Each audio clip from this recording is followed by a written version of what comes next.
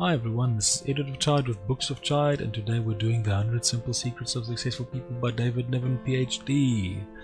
And it's chapter 13, Anticipate Irrationality. Now, this is a bit of a short one, but yeah, irrationality is there.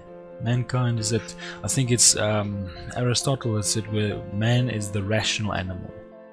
So you can almost say we are the animal that's capable of embracing rational thought, but we are still an animal, so there's still irrationality there. We're just able to embrace rational thought, logic, the ability to think forward, think ahead, make decisions not only based on the present but also on the future. So this is one thing. It comes down to a lot of people that brought groundbreaking innovation.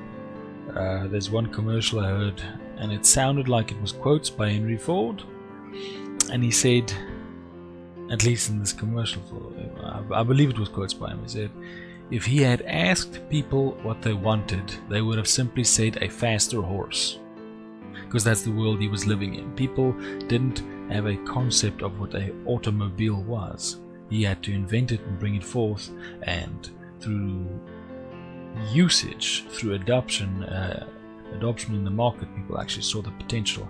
And obviously it was huge upheaval with the stagecoach drivers and the horses and all that stuff, because it was a groundbreaking technology. It changed a lot of the ways that the world works, but people didn't see that coming, because man's an irrational animal at times, so they didn't see the potential. It's the same with the Aeron chair by I think it was Bill Stumpf and Herman Miller. But apparently when they made that chair, people hated the thing. They couldn't stand it. They didn't think it was a good chair. Didn't like the material, didn't like just the way it worked. If I recall correctly, I think it was in a book. It was either Blink by Malcolm Gladwell or another book. I can't exactly remember. I wish I could. But yeah, and what happened was it was a chair that became widely adopted. The way it works, the swivels, the wheels, the armrests and everything. But if they had listened to the irrationality of the people, they wouldn't have pushed it forward into the market. So sometimes you got to accommodate the irrationality of people, or anticipate it. Now the interesting thing about this chapter is it refers to John Maynard Keynes as the example, who essentially just said, with a test he did, hey man, well, for the stock market, because Keynes is in many ways sort of probably a behavior contributor to technical analysis, just the idea that the market is fundamentally driven by, or the stock market price is fundamentally driven by the market, which is people, which is perspective. So it can be entirely valueless or have value. You just don't know. The market decides that. Now he essentially said you can figure out what was.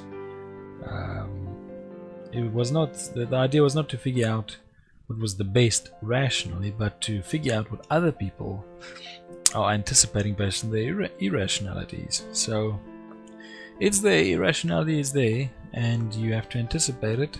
The example is a bit weird, but it's true. You can either break the mold and break that irrationality, or you can work with it to achieve your goals. It depends on how you do it.